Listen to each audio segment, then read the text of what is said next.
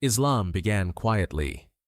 For the first 3 years, the message was whispered in trusted hearts, taught in small gatherings, strengthened in private circles. Only a handful of believers had embraced the truth, but they were sincere, committed, and spiritually prepared. The Prophet Muhammad, may Allah's peace and blessings be upon him, had nurtured their faith patiently. He did not rush. Revelation was still new. Society was fragile. Families suspicious. And the Quraysh, though not yet violent, were deeply alert. But by now, the seed of faith had taken root. The foundation laid in the household, Khadija, may Allah be pleased with her, Ali, may Allah be pleased with him, Zayd, may Allah be pleased with him, Abu Bakr, may Allah be pleased with him, was ready to extend outward. This is the moment when Islam moved beyond the walls of the Prophet's home into the streets, friendships, families, and social networks of Makkah. A quiet movement, becoming a small community. Every movement begins in the heart, then in small circles, and finally becomes a light that cannot be contained.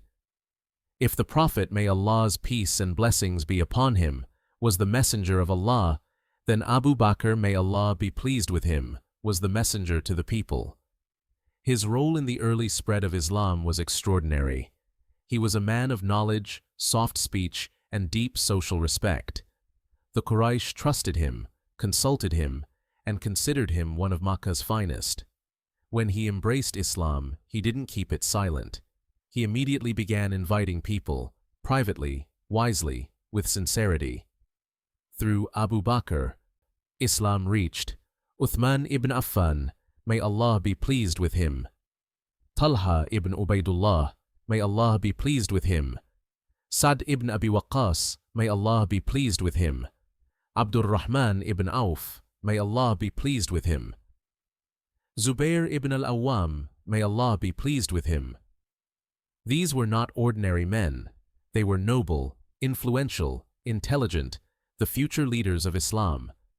Their acceptance strengthened the early Muslim identity, making Islam not only a spiritual movement, but a moral one. Islam grows through character.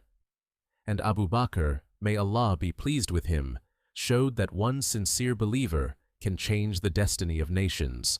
Although most of the dawah remained secret, the Prophet, may Allah's peace and blessings be upon him, began introducing elements of the message publicly, not openly confronting Quraysh, but planting seeds. He would speak at gatherings, markets, or near the Kaaba, mentioning the oneness of Allah, justice, accountability, the hereafter. He never attacked idols directly in this phase. His approach was gentle, curious, reflective. He was inviting people to think, not to react. Some listened, others were confused, some mocked politely, but a few hearts quietly trembled, sensing the truth. Before confronting society's corruption, he awakened its conscience. As Islam spread beyond the Prophet's household, Quraysh families grew alarmed. Why are our youth listening to Muhammad? Is he breaking our traditions? Are they abandoning the gods? This anxiety produced early social pressure. Subtle isolation, ridicule, public shaming, threats of disinheritance, arranged marriages to distract young believers, mockery in gatherings. Islam had not yet caused economic or political loss, but spiritually, Quraysh felt threatened. The Prophet, may Allah's peace and blessings be upon him, encouraged patience.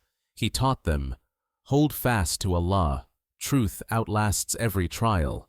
As conversions grew, opposition became organized. The Quraysh began spreading rumors. Muhammad is a poet. He is a magician. He divides families. These accusations were not sincere beliefs. They were strategic tools to discourage new converts. Some early believers faced humiliation and verbal harassment. Abu Bakr, may Allah be pleased with him, and Talha, may Allah be pleased with him, showed immense patience. Others were pressured, monitored, or warned by clans. This was the beginning of the social battle, a war of reputation and influence.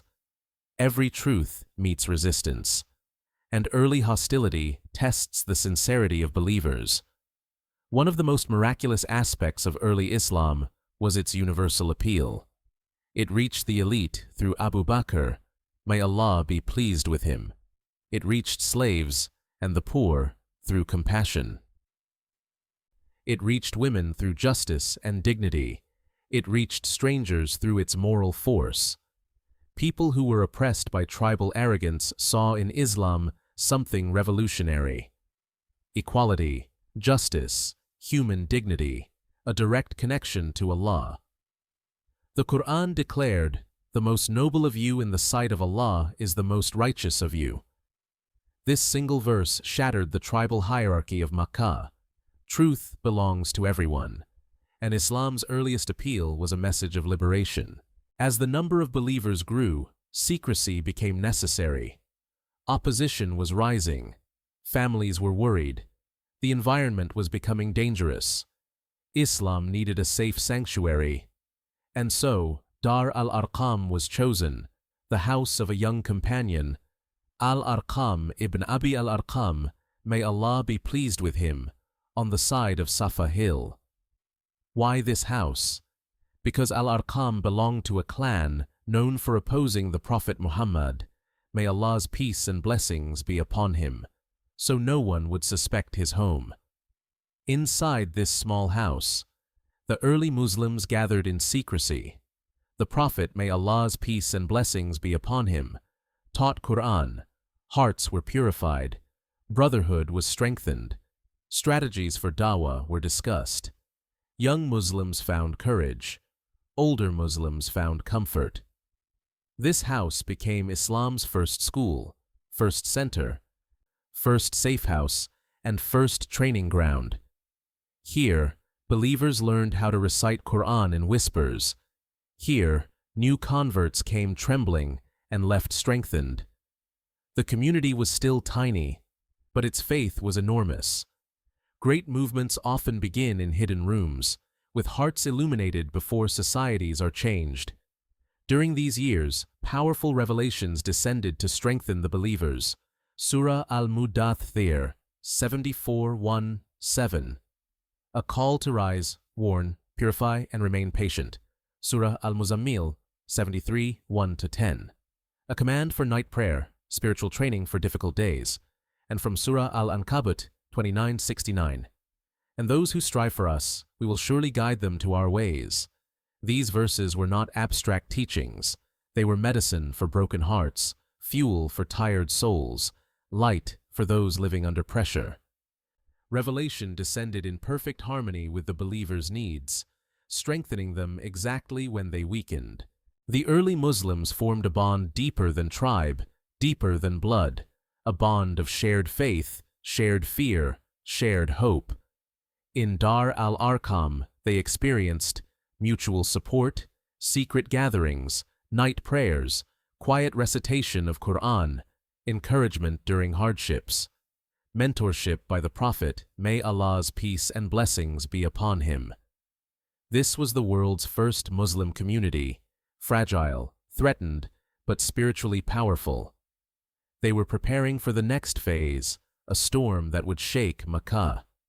Community gives strength, and no community was ever forged with more sincerity than the first believers of Islam. By the end of this phase, Islam had moved beyond the Prophet's household. Opposition had sharpened. The community had grown. Dar al-Arqam had become the secret heart of the Ummah. But the Quraysh were preparing to strike harder, and the believers were preparing to endure greater trials. Soon, the dawah would move from secret whispers to open declaration, from silent patience to public courage, from hidden houses to open persecution. The next chapter will bring one of the most dramatic turning points in Islamic history, the public proclamation of Islam and the first persecution. Every dawn begins in darkness, and the early Muslims were the lanterns that lit the path for generations to come.